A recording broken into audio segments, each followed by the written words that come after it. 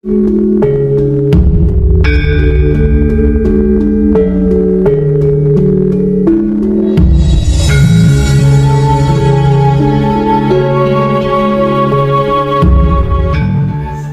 kadang merenung sejenak melalui video saya ini.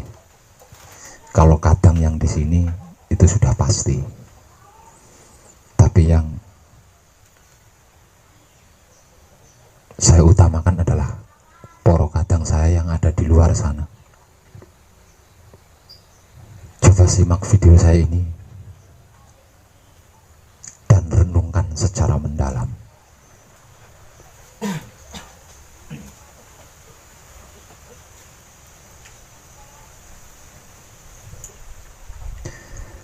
Jaminan seorang putra Romo adalah selamat.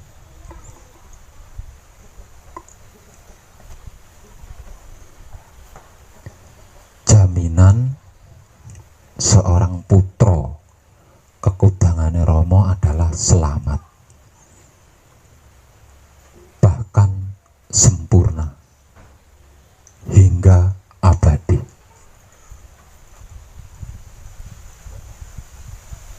Namun ada berapa banyak kadang-kadang kita di luar sana yang mumpuni, yang dianggap senior, yang dianggap hebat,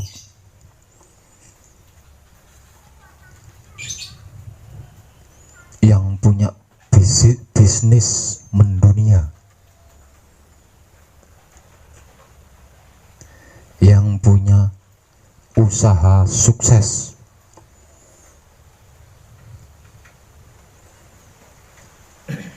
yang sakti mandraguna, menjadi seorang dukun, menjadi seorang paranormal, menjadi seorang pedagang, bahkan ada yang menjadi seorang juru kunci tentang sesuatu yang bersifat gaib.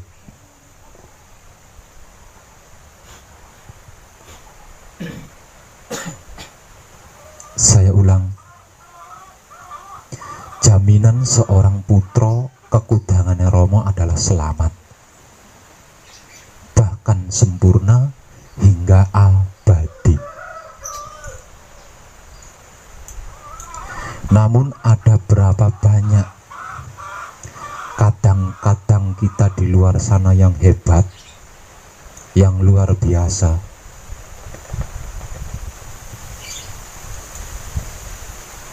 yang punya bisnis mendunia, namun pada akhirnya jatuh bangkrut, yang punya usaha sukses, namun pada akhirnya ninggal hutang kesana kesini, yang sakti mandraguna, jadi dukun, jadi paranormal, jadi juru kunci gaib, dan lain sebagainya, namun pada akhirnya merangkak dengan penyakit komplikasi,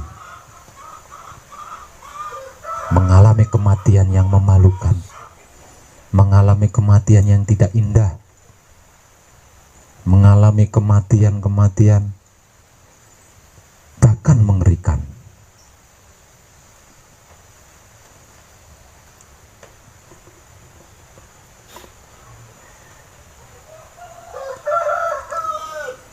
Bahkan tidak jarang, tidak sedikit putra Romo yang di setiap harinya begitu-begitu saja, selalu dikerumuni masalah-masalah, selalu mengalami kegelisahan-kegelisahan, keraguan-keraguan, bahkan ketakutan-ketakutan. Itu tidak sedikit kadang kita di luar sana yang mengalami semua itu. Maka jaminan seorang putra kekudangane Romo adalah selamat, bahkan sempurna hingga abadi. biasa, semua itu sudah lebih dari cukup untuk dijadikan bahan renungan kita. Kenapa putra kakudangane Rama kok sampai mengalami demikian itu? Bukankah putra kakudangane Rama itu dijamin selamat, sempurna, bahkan abadi? Tapi mengapa yang pengusaha jatuh dari usahanya, yang bisnis bangkrut dari bisnisnya, yang sakti tidak bisa ngobati penyakitnya sendiri, yang dukun lumpuh, yang paranormal stres?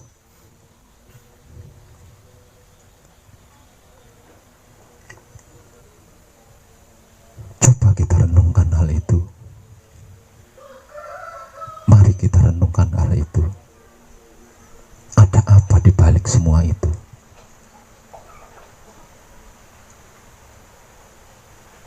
Pertanyaannya, benarkah mereka-mereka yang mengalami penderitaan, kesedihan, dan kengerian itu adalah putra kakudangane Rama? Atau hanya putra akon-akon?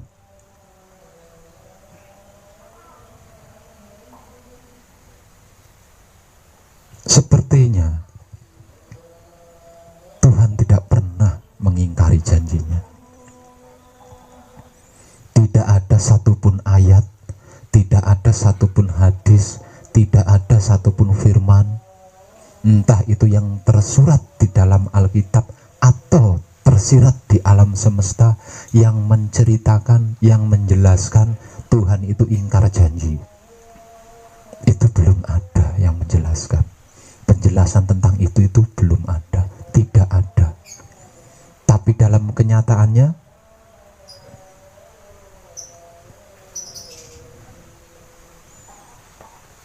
betapapun orang awam memandang rendah wahyu pancagaib, wahyu pancagaib adalah sesuatu yang luar biasa. Jika ukuran tinggi, wahyu pancagaib adalah tertinggi. Jika ukuran dalam, wahyu pancagaib adalah terdalam. Jika ukuran luas, wahyu pancagaib adalah terluas. Sejak awal wahyu pancagaib hijrah atau turun ke bumi, diterima seorang manusia hidup, hingga sampai sekarang ini, wahyu pancagaib memiliki sejarah yang berbeda sendiri dibanding sejarah-sejarah yang pernah turun ke bumi sebelum wahyu pancagaib. Mujizat-mujizat, keajaiban-keajaiban yang dilahirkan oleh wahyu pancagaib bagi pelakunya itu tidak bisa dinilai dengan materi apapun. Namun dalam kenyataannya, tidak sedikit kadang kita yang awalnya seorang pengusaha bangkrut dari usahanya, bahkan berakhir melebihi orang miskin penderitaannya. Yang awalnya berbisnis luar biasa, rugi dari bisnisnya, jatuh dari bisnisnya. Yang tadinya jumeneng atau berdikari sebagai mbah, sebagai dukun, sebagai paranormal, sebagai juru kunci, yang dikenal dengan kesaktiannya, pada akhirnya meringkuk di atas tempat tidur dan berakhir dengan kematian yang mencemaskan, memalukan.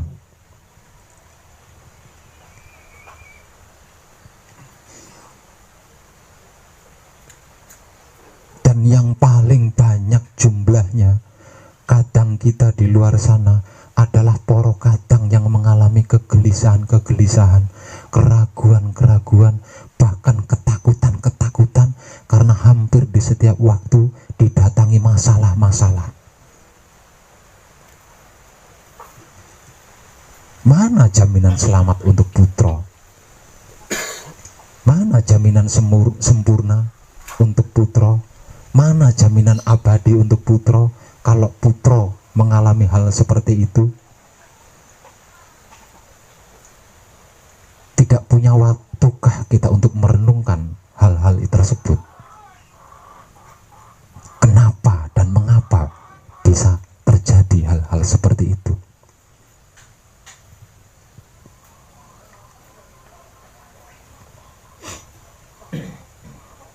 Romo dawuh tentang hal ini.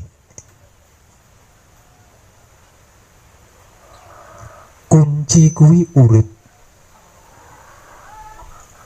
ora kena den owahi, ora kena den imbuhi, ora kena den kurangi. Ngowahi kunci, ngimbuhi kunci, ngurangi kunci padha karo ngowahi urip, ngimbuhi urip, ngurangi urip. Lah ini loh yang terjadi.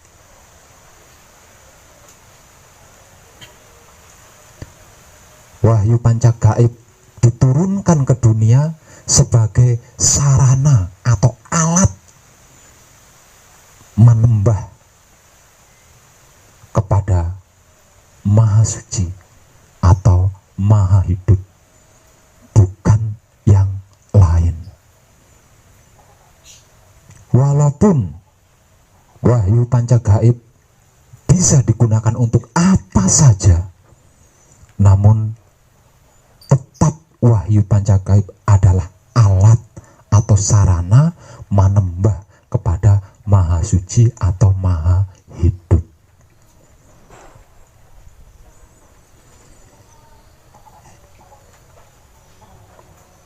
Ini yang perlu kita kaji. Artinya Wahyu Pancagaib itu sesungguhnya tidak bisa digunakan untuk kesaktian. Sesungguhnya Wahyu Pancagaib itu tidak bisa digunakan untuk mengejar kekayaan, kehormatan, kedudukan, kepuasan-kepuasan duniawi. Itu tidak bisa sama sekali.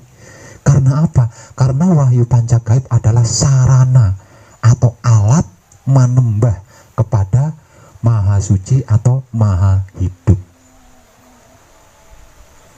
Para kadang kita yang hebat dan luar biasa di luar sana, namun pada akhirnya mengalami penderitaan, mengalami kesedihan, mengalami kesengsaraan, hingga berakhir dengan kematian yang menyiksa,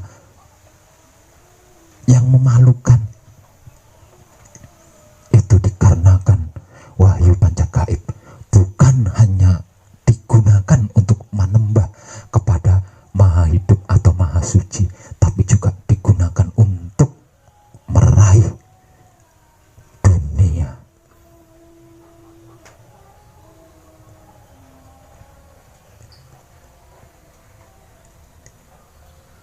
Mereka mencampur adukkan Wahyu Pancagaib dengan ilmu-ilmu politik. Mereka mencampur adukkan Wahyu Pancagaib dengan ilmu bisnis. Mereka mencampur adukkan Wahyu Pancagaib dengan ilmu agama.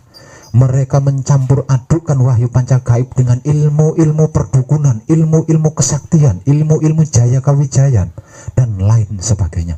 Hal itu yang membuat mereka hingga berakhir menyedihkan, memalukan.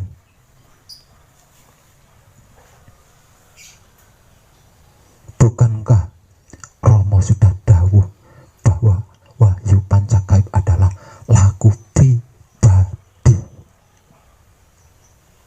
Maksudnya, masalah duniawi kita hadapi manusia kita. Jangan kita hadapi dengan putra kita.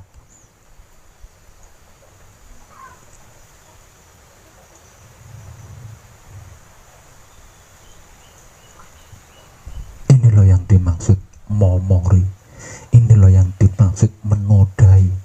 Ini loh yang dimaksud keluar dari jalur wahyu Pancagaib, atau keluar dari jalur ajarannya Romo, adalah mencampur adukan wahyu Pancagaib dengan urusan dunia, mengombinasikan atau mengaplikasikan atau mencampur adukan wahyu Pancagaib dengan ilmu-ilmu politik, ilmu-ilmu bisnis, ilmu-ilmu kesaktian, ilmu-ilmu kebatinan, ilmu-ilmu agama, dan bla bla bla bla lainnya. Di luar kesadaran. Dengan begitu kita sudah merubah wahyu Pancagaib, sudah menambahi wahyu Pancagaib, dan sudah mengurangi wahyu Pancagaib, alias melanggar sabda Romo, melanggar dawuh Romo.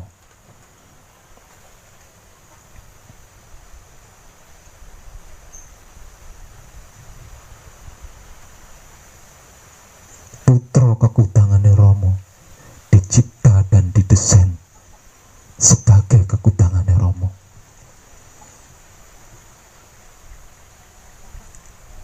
Yang jarang kadang mengerti maknanya adalah kekutangan. Apa sih kekutangan itu?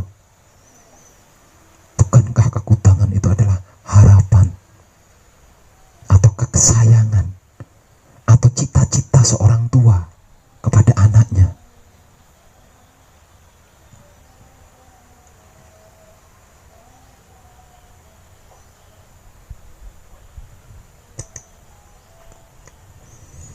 Setiap orang tua pasti mengharapkan anaknya lebih baik dari dia, lebih hebat dari dia. Setiap orang tua pasti berharap anak-anaknya lebih hebat dari dia, lebih kuat dari dia, lebih sukses dari dia. Bahkan ada orang tua yang sampai-sampai bersumpah, jangan sampai kamu seperti bapak. Kamu harus jadi orang hebat, jadi orang kuat, jadi orang sukses, jadi orang cerdas. Jangan seperti bapak yang bodoh, ndeso, dan lain sebagainya. Itu loh maksudnya kekutangan.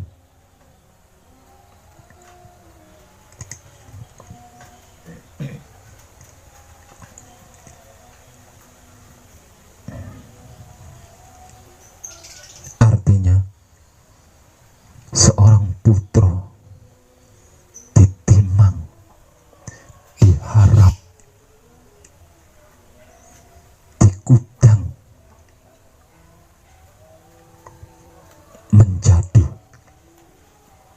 kitab suci sejati ada makna. Wujudnya bagi sesama makhluk hidup. Seorang putra ditimang, diharap, dikudang oleh Romo sebagai wulangreh sejati. Kata-katanya, ucapannya, omongannya bagi sesama makhluk hidup. Seorang putra ditimang, diharap, dikudang oleh Romo sebagai berbudi bawa leksono,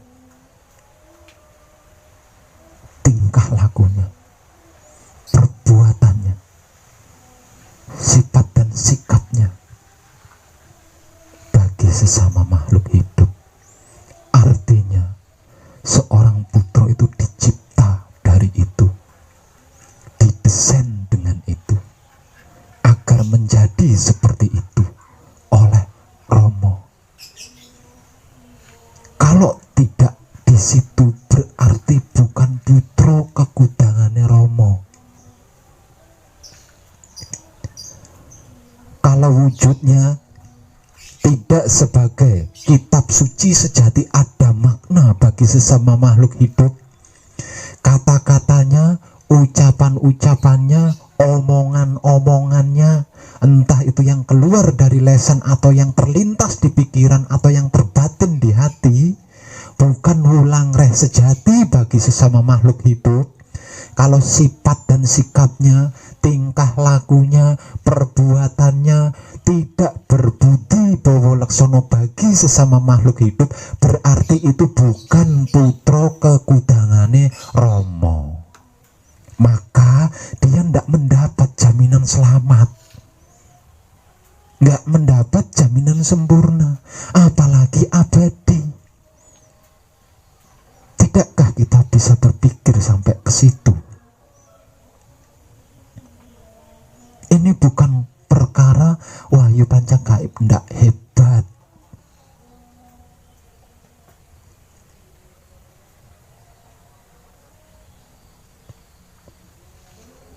Bukan soal patrapnya kurang kenceng, bukan.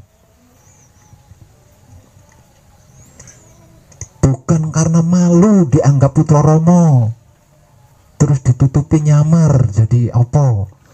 Bukan karena itu. Pertama, tidak sesuai dengan harapan Rama, tidak sesuai dengan kekudangannya Rama. Yang kedua, merubah, menambahi, dan mengurangi wahyu panca gaib yang murni, yang suci. Dengan perubahan itu, dengan penambahan itu, dan pengurangan itu, wahyu panca gaib yang suci, yang murni, yang asli ini menjadi ternoda.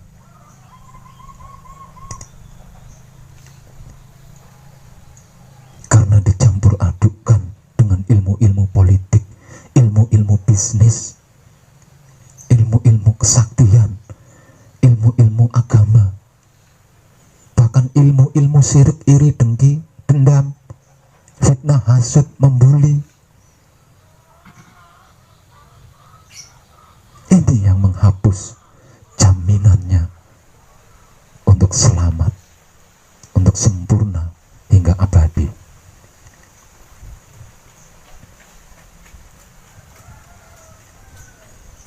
Apapun alasannya, jika tidak keluar dari kekudangannya Rama, mempraktekkan wahyu panca gaib dengan menggunakan sifat dan sikapnya wahyu panca gaib itu sendiri, yaitu wahyu pancalaku atau iman, dengan murni, asli, tulus, bercerminlah kepada wong edan bagu.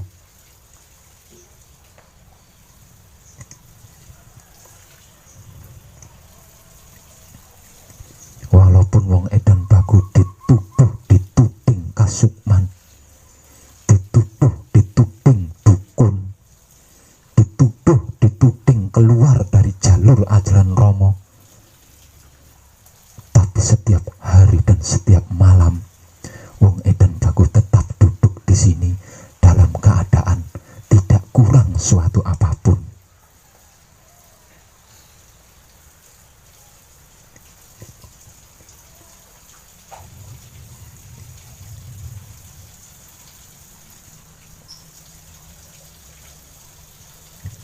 Wong edan bagu sesat, wong edan bagu mencampur adukkan wahyu panca gaib, wong edan bagu ngadeg jumeneng dadi dukun nganggo wahyu panca gaib. Kalau wong edan bagu itu keluar dari jalur ajaran Rama, tentu wong edan bagu mengalami sama seperti para kadang kita di luar sana,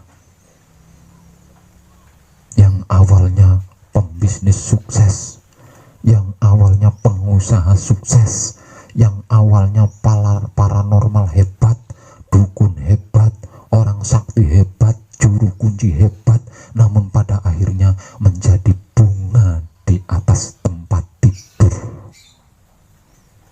dan berakhir dengan sakaratul maut yang mengerikan, memalukan. Harusnya wong edan bagus pun sama mengalami seperti itu.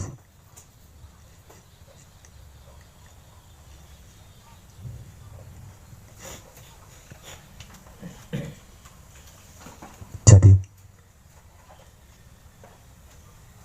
kalau panjenengan, kalau kita tidak ingin dihapus jaminan selamatnya, jaminan sempurnanya, jaminan abadinya, jangan sekali-kali keluar dari kekutangannya Romo. Apapun yang terjadi, jangan sekali-kali keluar dari kekutangannya Romo. Jangan sekali-kali merubah wahyu pancagaib. Jangan sekali-kali menambahi atau mengurangi wahyu pancagaib. Jangan mencampur adukkan wahyu pancagaib dengan urusan duniawi, model apapun. Jangan, karena akibatnya akan fatal.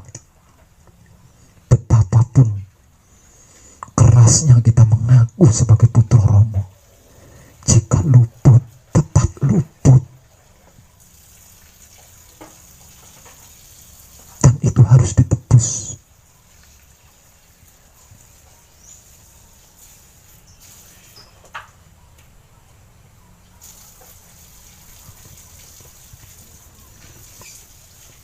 Lah kalau sudah begitu Pak Web, bagaimana kalau saya sampai mengalami tidak punya beras? Tidak usah kau gunakan wahyu pancagaib untuk mendatangkan beras, untuk mencari beras. Tidak sebanding. Kalau wahyu pancagaib digunakan untuk mencari beras, itu tidak sebanding. Wahyu pancagaib itu adalah Ruh Maha Suci yang memberikan kehidupan kepada kita sepanjang hidup kita selama di dunia ini. Kalau hanya digunakan untuk nyari beras, sepele banget.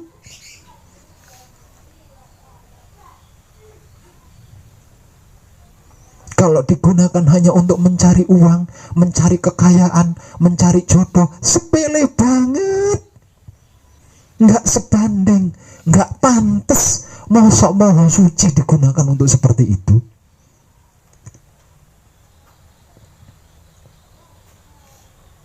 Lalu terus caranya bagaimana Pak Web? Bukankah di hampir setiap video-video terbaru saya terkait manekung, saya sudah menginformasikannya tanpa tedeng aleng-aleng? Itu sudah lebih dari cukup untuk menyelesaikan seluruh urusan duniawi. Tidak perlu menggunakan wahyu pancagaib. Wahyu pancagaib bukan untuk itu. Wahyu pancagaib adalah sarana atau alat untuk menembah kepada Maha Suci, bukan untuk menyelesaikan duniawi.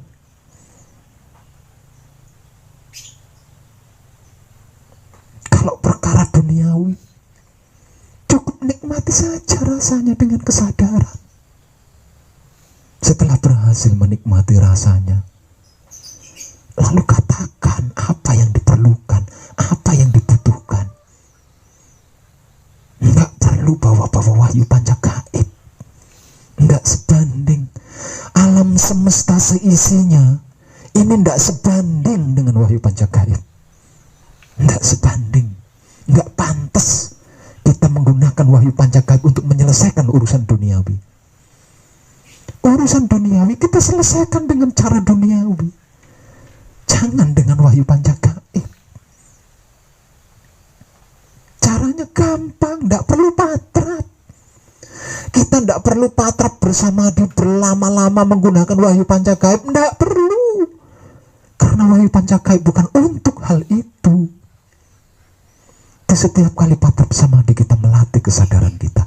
Gunakan kesadaran kita untuk menyelesaikan urusan duniawi.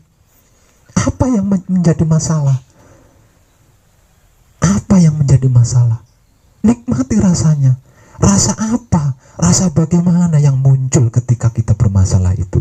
Nikmati itu dengan kesadaran. Terus nikmati lebih dalam, lebih dalam, lebih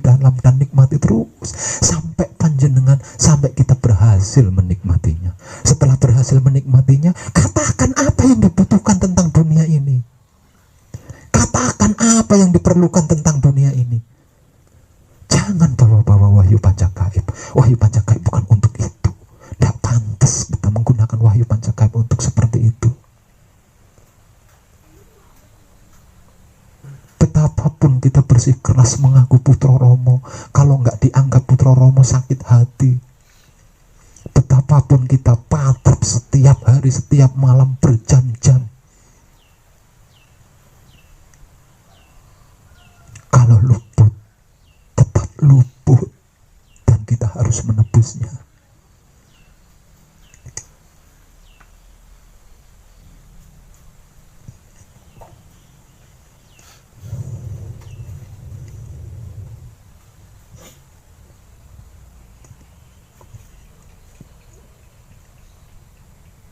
Ini sangat memalukan. Sebagai pewaris wahyu mahkota Romo, kita harusnya malu. Kita adalah pewaris wahyu mahkota Romo.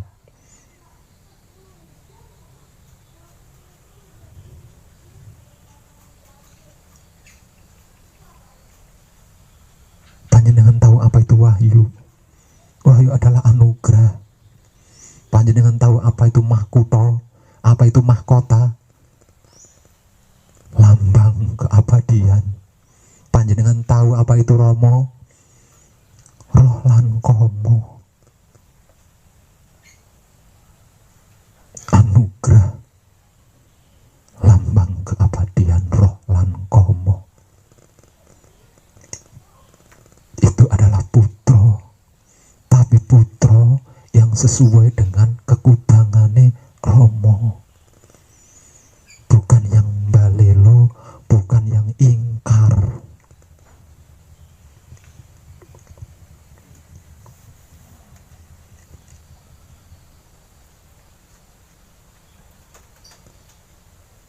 Sebab karena itu saya tidak pernah bosan memberikan motivasi.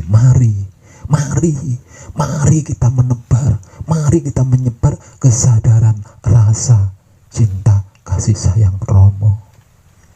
Hanya dengan itu kemurnian kita terjaga. Hanya dengan itu kesucian kita akan terjaga.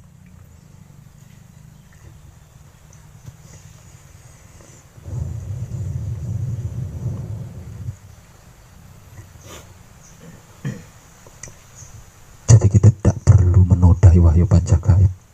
Kita tidak perlu memori wahyu pancagaib, ngotak-ngatik wahyu pancagaib, ngerubah wahyu pancagaib, nambahi wahyu pancagaib, ngurangi wahyu pancagaib agar sesuai dengan apa yang kita kehendaki. Tidak perlu. Karena jika itu kita lakukan, berarti kita melakukan semua itu kepada hidup. Maka hidup itu adalah abadi. Hidup itu adalah suci. Hidup itu adalah ruhnya Tuhan.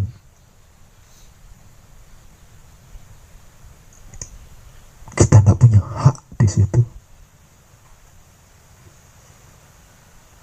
Hak kita hanyalah berterima kasih kepada hidup, bukan melempari kotoran-kotoran. Kewajiban kita adalah mengucapkan terima kasih kepadanya. Karena di setiap saat kita digerakkan dan diberikan oleh Dia, sehingganya kita bisa bekerja, bisa berkeluarga, bisa beragama, bisa beribadah, bisa berdoa, bisa menyebut nama-nama Tuhan, bisa bermasyarakat, bisa bekerja, bisa berpikir, bisa membatin dan lain sebagainya. Itu karena kita digerak dan digerakkan oleh hidup. Bukannya berterima kasih kok malah melempari dengan noda-noda kotoran.